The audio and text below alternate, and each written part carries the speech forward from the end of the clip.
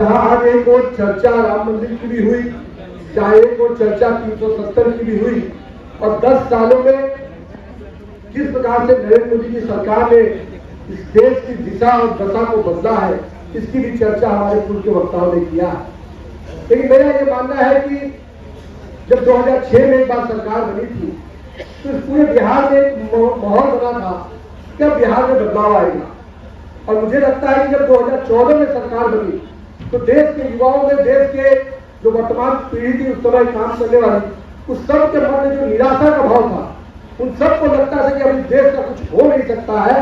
उस निराशा से आशा के बीच में पिछले 10 साल में किसी ने लाया है तो देश के नायक आदरणीय नरेंद्र मोदी जी ने हम लोग को लेके आए। आज का पीढ़ी उसको लगता है कि नहीं, मैं भी कुछ कर सकता हूँ, चाहे वो स्टार्टअप के माध्यम से हो, चाहे वो रोजगार की योजनाओं के माध्यम से हो।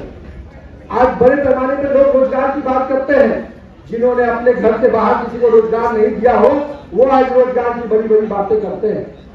जब मौका मिला मंत्री बनने का तो 5-5 विभाग लेकर बैठ गए, अपने विधायकों को हक भी नहीं दिया और लंबे समय तक 1.5 साल तक सरकार में रहे, लेकिन मंत्रियों को भी, विधायक को भी मंत्री नहीं बनने दिया, अपने परिवार में ही रखे रहे रोजगार को। वो आज रोजगार की बात कर रहे हैं।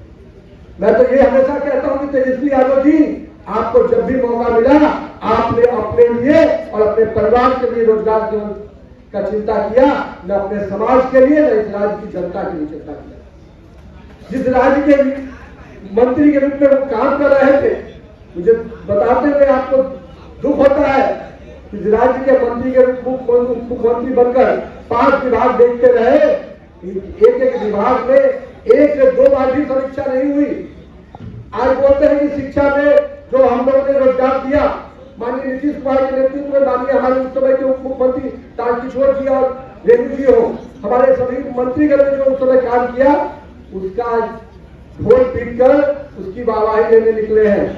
मैं पूछता हूं तेजस्वी यादव जी से, क्या इतनी वाहवाही थी तो पिछले 1.5 वर्षों में सड़क के क्षेत्र में, स्वास्थ्य के क्षेत्र में आपने कौन सा नया काम किया?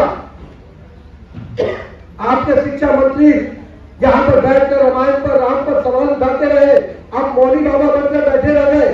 आपने एक बार भी बोलना उचित नहीं समझा कि आखिर इस रामायण का, राम का अपमान क्यों हो रहा है। आप चुप थे, आप चुप इसलिए थे क्योंकि आपको वोट बैंक की चिंता थी। तेजस्वी जी, आज सनातन परंपराओं पर चोट होती रही, आप मौन बैठे रहे, और आज आप बड़ी बड़ी बातें करते हैं। जिन्होंने अपने समय में अस्पताल में, चरवाहा विद्यालय में जानवरों को भेजने का काम किया, वो आज हमसे कहते हैं कि हम अस्पताल क्यों नहीं बनाए। आज जाके देखिए, बिहार में ही 2006 के बाद से जिन अस्पतालों में जानवर जाया करते थे, आज वहां पर जहां पर एक भी मरीज नहीं पहुंचता था, आज सैकड़ों की संख्या में मरीज पहुंचते हैं। ये वर्तमान बिहार की स्थिति है। हमारे जब से भाजपा की सरकार, भाजपा के मंत्री रहे, हम लोगों ने लगातार स्वास्थ्य के क्षेत्र में विशेष ध्यान देकर काम किया। आज जो 5000 बेडेड हॉस्पिटल पीएमसीएच का बनने जा रहा है, माननीय सम्राट चौधरी जी, माननीय नीतीश कुमार जी, माननीय विजय कुमार सिन्हा जी, 27 तारीख को मुझे जो जानकारी मिल रही है, उस अस्पताल का उद्घाटन होने जा रहा है। इतना बड़ा इंफ्रास्ट्रक्चर में बदलाव किसी के समय में आया तो होते हैं। यही अंतर है भाजपा की सरकार में और महागठबंधन की सरकार में। आज हम लोग यहाँ पर बैठे हैं, मेरे मित्रों, आप लोग सब लोग नारा लगा रहे थे 10 वर्षों में माननीय मोदी जी के कार्यकाल में जो काम हुए हैं। आज अधिवक्ताओं के बीच में उस विषय को बहुत अच्छे ढंग से हमारे वक्ताओं ने रखा है और हमारे वरिष्ठ नेता भी रखेंगे। लेकिन मेरा मानना है कि आप सभी को इन विषयों को लेके जाने की आवश्यकता है।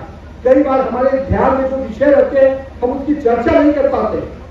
हमको लगता है कि ये सब लोग जान रहे हैं, कभी कभी हम उत्तर में बातों को उद्देशित नहीं कर पाते हैं।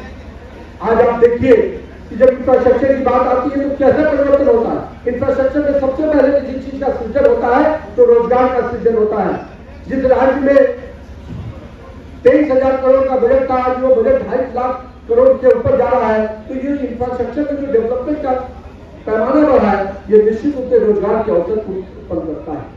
इसलिए मैं आज यहाँ पर उपस्थित सभी अधिवक्ता मित्रों को जहाँ एक और आपका अभिनंदन करता हूँ। और विंध्याचल जी ने जिस प्रकार से पिछले 6-8 महीने में संगठन को नीचे तेजी से खड़ा करने का काम किया है और सक्रियता बनाई है, मैं उसके लिए भी उनका अभिवादन करता हूं। और साथ ही साथ अपने वरिष्ठ नेता काफी लोग हैं, दोनों नेता हम लोग को संबोधित करेंगे, उनको हम सुने। पर मेरा आग्रह सबसे है कि जय श्री राम के जय घोष से नहीं, जय श्री राम की गूंज हर गली मोहल्ले और चौक तक पहुंचनी चाहिए, क्योंकि इस बार नरेंद्र मोदी जी जो नारा दिया है कि अब की बार 400 पार और हर बूथ पर 370 वोट हमारा कैसे बढ़े, इसकी चिंता हमें करनी है। ये संकल्प हम कार्यकर्ताओं को राष्ट्रीय अधिवेशन में दिया गया है। कई लोग यहाँ से भी राष्ट्रीय अधिवेशन में गए होंगे। मैं आप सभी के बीच में कि हमारा हर बूथ पर कैसे 370 वोट बढ़े, ताकि हम इस बार 400 पार के लक्ष्य को पार करें और नरेंद्र मोदी के जो पिछले 10 वर्षों में जो मेहनत किया है, जो परिश्रम करके इस देश को ऊंचाई पर लेके गए हैं, उनको हम लोग निश्चित रूप से एक वोट के साथ उनका अभिनंदन कर पाए।